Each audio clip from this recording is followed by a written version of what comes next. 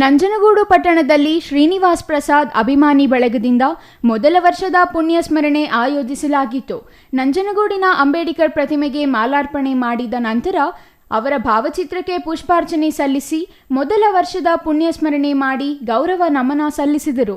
ಬಳಿಕ ಬಿಜೆಪಿ ಮುಖಂಡ ಕುಂಬರಹಳ್ಳಿ ಸುಬ್ಬಣ್ಣ ಮಾತನಾಡಿ, ಶ್ರೀನಿವಾಸ್ ಪ್ರಸಾದ್ ಅವರು ವ್ಯಕ್ತಿಯಲ್ಲ, ಶಕ್ತಿಯಾಗಿದ್ದು ಸಮಾಜದ ಪರಿವರ್ತನೆಗಾಗಿ ಶೋಷಿತರು ಬಡವರ ಪರವಾಗಿ ಧ್ವನಿಯಾಗಿ ನಿಂತ ಸ್ವಾಭಿಮಾನಿ, ಹಿರಿಯ ರಾಜಕೀಯ ಮುತ್ಸದ್ದಿಯಾಗಿ ಕಪ್ಪು ಚುಕ್ಕೆ ಇಲ್ಲದ ಶ್ರೇಷ್ಠ ರಾಜಕಾರಣಿಯಾಗಿದ್ದರು ಎಂದರು.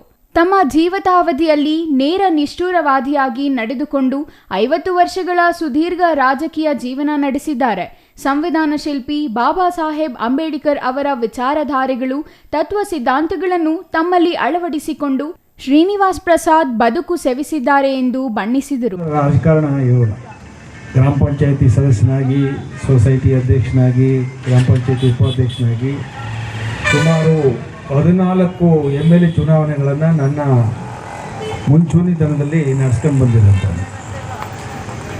ಮೊದಲು ಸಂತೆಮರಳಿ ಕ್ಷೇತ್ರದಲ್ಲಿ ಟಿ ಗೋಪಾಲ್ ಅಂತೇಳಿ ಒಬ್ಬರನ್ನ ಕರ್ಕೊಬಂದು BJPಯಲ್ಲಿ ನಿಲ್ಲಿಸಿ ಸುಮಾರು ಅವರು 28,000 ಓಟ್ ತಗೊಂಡ್ರು. ಅವತ್ತು BJPಗೆ ಯಾರು ಬಾವುಟ ಕಟ್ಟಿದ್ರು ಕಿತ್ತಾಕ್ಬಿಡ್ತಿದ್ರು ಅಂಥ ಸಂದರ್ಭದಲ್ಲಿ.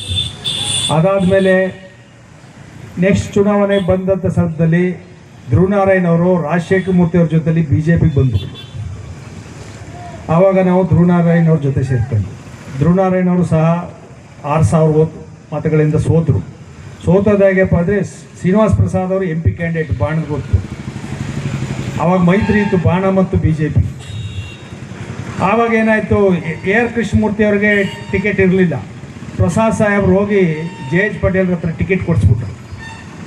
ನಾವೇನು ಮಾಡೋದು, BJPಗೊಂದು ಬಾಣಕ್ಕೊಂದು ಕೇಳೋದು, ಅವರು ಎರಡನ್ನೂ ಬಾಣಕ್ಕೆ ಕೇಳೋದು. ಹಿಂಗಾಗಿ ಕನ್ಫ್ಯೂಸ್ ಆಗಿ 7,500 ಓಟು ಇನ್ವ್ಯಾಲಿಡ್ ಆಗ್ಬಿಡ್ತು. ಆಗ ಬ್ಯಾಲೆಟ್ ಪೇಪರ್ ಇತ್ತು.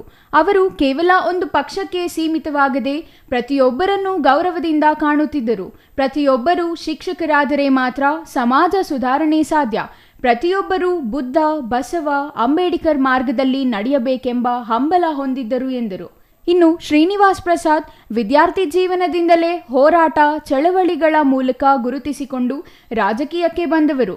ಯಾವುದೇ ಪಕ್ಷದಲ್ಲಿದ್ದರೂ ಸ್ವಾಭಿಮಾನ ಸಿದ್ಧಾಂತವನ್ನು ಕೈಬಿಡಲಿಲ್ಲ. ಯುವ ರಾಜಕಾರಣಿಗಳಿಗೆ ಮಾರ್ಗದರ್ಶಕರಾಗಿದ್ದರು ಎಂದು ಸ್ಮರಿಸಿದರು.